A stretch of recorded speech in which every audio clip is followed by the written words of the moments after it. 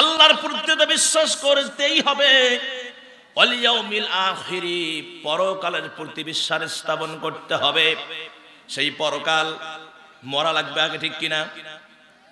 মরার পরে তুই কবর হয়ে পরকালে যাওয়া লাগবে।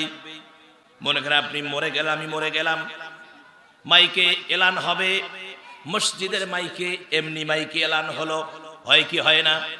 চোখেরই পলকে তুমি হতে পারো লাশ। হয় হয় হয় কি? চোখেরই পলকে তুমি হতে পারো লাশ, চিরতরে বন্ধ হবে তোমারই নিঃশ্বাস। হয় কি হয় না? হবে এলান তোমারই নাম মসজিদের মাইকে, বাড়িওয়ালা নাই রে বাড়ি, নাই রে দুনিয়াতে, বাড়িওয়ালা নাই রে বাড়ি, নাই রে দুনিয়াতে। এই জান্নাতুল বাকি কবরস্থানে আমার ভাইয়েরা কত মানুষ শুয়ে আছে না? আছে না নাই? আমার মুসলমানেরা, সেই কিয়ামতের ময়দানে আল্লাহ পাক বলেছেন, বান্দারে আমার প্রতি বিশ্বাস আর কিয়ামতের পরকালের প্রতি বিশ্বাস। মান আমানা বিল্লাহি ওয়াল ইয়াউমিল আখিরি ওয়া আমিলা সলিহান ফালাহুম আজরুহুম ইনদা রাব্বিহিম ওয়ালা খাউফুন আলাইহিম ওয়ালা হুম ইয়াহজানুন। এই আয়াতে বিষয় কয়টি বলছিলাম? তিনটি। তার মধ্যে এক নাম্বার হলো আল্লাহর প্রতি ঈমান আনা, আল্লাহকে বিশ্বাস করা। দুই নাম্বার হলো পরকালের প্রতি বিশ্বাস স্থাপন করা। মরে গেলাম, মাইকিং হলো, বাঁশ কাটা হয়ে গেল, কবর খনন করা হয়ে গেল। ইমাম সাহেব হুজুর আমাদের এই বড় মসজিদের সম্মানিত ইমাম সাহেব হুজুরকে দাওয়াত দিয়েছেন জানাজা পড়ার জন্য। ব্যবসায়ী মানুষ ছিল, হুজুরের পিছনে নামাজ পড়েছেন, হুজুর জানাজার জন্য চলে আসলেন, দাঁড়িয়ে গেলেন নাভি বক্সিনা বরাবর। তারপরে আমার ভাইয়েরা হুজুর কিছু বয়ান দিলেন, বয়ানের পরে নামাজের নিয়ম পদ্ধতি বলে দিলেন। তারপরে জানাজার নামাজ কমপ্লিট হয়ে গেল। ওগো মুসলমান, চারজনে কাঁধে করে কবরের দিকে নিয়ে যাওয়া হয় কি হয় না? কবরের পার্শ্বে রেখে দেওয়া হয়।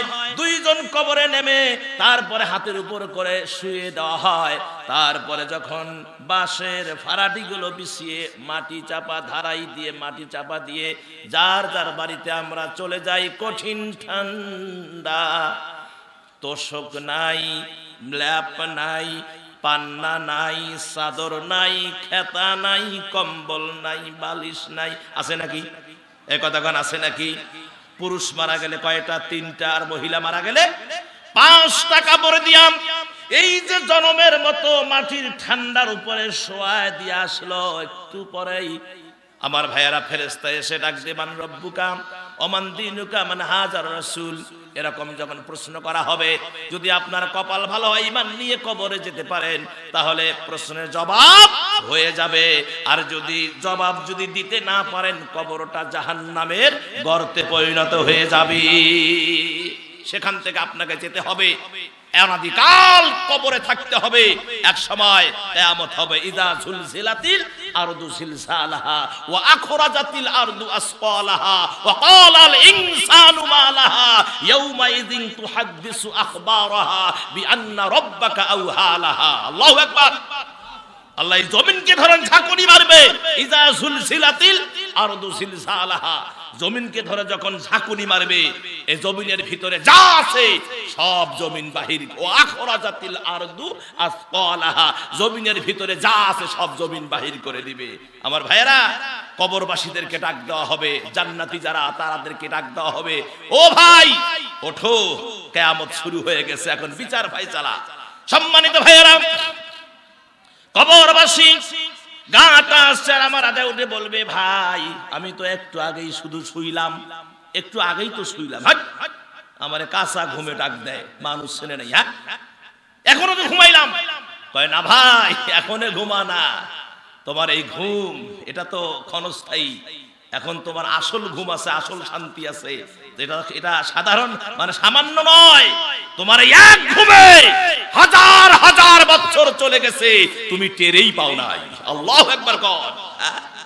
আমার ভাইয়েরা, দুনিয়ার জিন্দেগি, কবরের জিন্দেগি ক্ষণস্থায়ী জিন্দেগি, কিন্তু আখিরাত বিচার ফয়সালার পরে যে জিন্দেগি, এটা হবে স্থায়ী জিন্দেগি। জোরে কোন সুবহানাল্লাহ। এটা কোন জিন্দেগি? জোরে কোন। এর স্থায়ী জিন্দেগি। রাসূল বলেছেন যে গোটা স্থায়ী জিন্দেগির হিসাব দিয়েছেন, গোটা পৃথিবীটা সরিষার দানা দিয়ে ভরা। কি দিয়া? সরিষার দানা দিয়ে ভরা গোটা পৃথিবীটা। এখন আপনাদের উলিপুরের হিসাবে কয় মণ সরিষা ধরবে পৃথিবীতে? কোন হিসাব দিতে পারবেন? এই কুড়িগ্রামের ভাইয়েরা পারবেন? পৃথিবীতে কত কত মণ সরিষা ধরবে পৃথিবীর কেউ হিসাব দিতে পারবে না। সম্মানিত ভাইয়েরা, গোটা পৃথিবীটা সরিষার দানা দিয়া ভরা। আর একটা কবুতরকে বলা হবে, কবুতর রে, তুমি প্রতি 500 বছর পর পর দুনিয়ায় যাবা, একটা করে দানা নিয়ে আসবা। আল্লাহু আকবার। কয়টা? প্রতি কয় বছর? 5 বছর পর যাবা, আবার 5 বছর পর, আবার 5 বছর পর পৃথিবীতে যাবা, একটা করে দানা নিয়ে আসবা। এই কবুতরের ডিউটি হলো প্রতি 5 বছর পরে পরে পৃথিবীতে 500 বছর পরে পরে পৃথিবীতে আসবে, একটা করে দানা নিয়ে চলে যাবে। একদিন না একদিন এই দানা, সরিষা, এই গোডাউন ফাঁকা হয়ে যাবে, আখিরাতের জিন্দেগির শেষ হবে না। চিৎকার মেরে বলেন সুবহানাল্লাহ। ওই ব্যক্তি তো পাগল, ওই ব্যক্তি তো ছাগল বললেও দোষ নাই। ওই ব্যক্তি তো পাগল যে দুনিয়ায় এসে আল্লাহকে ভুলে গেছে, আর ওই ব্যক্তিটা চালাক যে দুনিয়ায় এসে আল্লাহকে খুশি করতে পেরেছে। সুবহানাল্লাহ। হ্যাঁ, আল্লাহকে খুশি করতে পেরেছে। সম্মানিত ভাইয়েরা, বন্ধুগণ আমার, গুড, ধন্যবাদ। ও মুসলমানেরা, কি চলবে? চলে? এলাকার মৌলবি তো কম চলে নাকি? হ্যাঁ, চলে। আমার সম্মানিত ভাইয়েরা, তাহলে ওই ব্যক্তিটাই চালাক বেশি যে ব্যক্তিটা দুনিয়ায় থেকেই আখিরাতকে গোছায়া নিয়েছে। আপনি আমার ভাইয়েরা, দুনিয়া তো কিছু করে কি করবেন? কি করবেন? আপনি মেম্বার ছিলেন, এবার আপনি চেয়ারম্যান হয়েছেন। কি হয়েছে? তাতে কি হয়েছে? চেয়ারম্যান হয়েছেন, তারপরে আপনি কি হলেন? উপজেলা চেয়ারম্যান হলেন। বাস, তাতে কি হয়েছে? উপজেলা চেয়ারম্যান হওয়ার পর আপনি এখন এমপি হয়েছে। কি হয়েছে? আপনার মন্ত্রী হইতে কি হয়েছে? তাতে হয়েছেটা কি বলেন? যদি আপনি আল্লাহকে রাজি করতে না পারেন, আপনার মন্ত্রী, আপনার চেয়ারম্যানের 4 পয়সাও দাম নাই। কথা কোন ঠিক কিনা? আর একটা রিকশাওয়ালা সারাদিন পরিশ্রম করে, টাইম টু টাইম নামাজ পড়ে, এর চাইতে দামি পৃথিবীতে আর কেউ হতে পারে না। সুবহানাল্লাহ কোন। হ্যাঁ, টাইম টু টাইম নামাজ পড়ে, হাড় ভাঙা পরিশ্রম করে, সকালবেলা যে গামছাটা ঘাড়ে নিয়ে যায়, ঘাম মুছতে মুছতে সে গামছাটা সন্ধ্যাবেলায় ভিজে ফেলে। আহা, হাড় ভাঙা পরিশ্রম, টাইম টু টাইম নামাজ। বাজারে গেলে পোকরা বাইগন, পচা আলু, পচা মাছ, কি আর যে দাম, যে বর্তমান যে দাম, আমার ভাইয়েরা বড় মাছের দিকে তাকায়া নিঃশ্বাস ছাড়ে। আল্লাহু আকবার।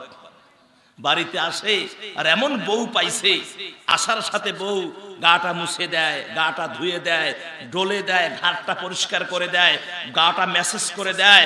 বউ বলে, স্বামী খান, স্বামী এই যে গরম ভাত। আল্লাহু আকবার। আমার ভাই, মুসরি কালার ডাল, ভাজি, ভর্তা, আলুর ভর্তা, বেগুনের ভর্তা, শান্তি আর শান্তি। জোরে কর। স্বামী স্ত্রী দরজা দিল না দিল, রাতে ঘুমায়া কথা কয় না? হ্যাঁ,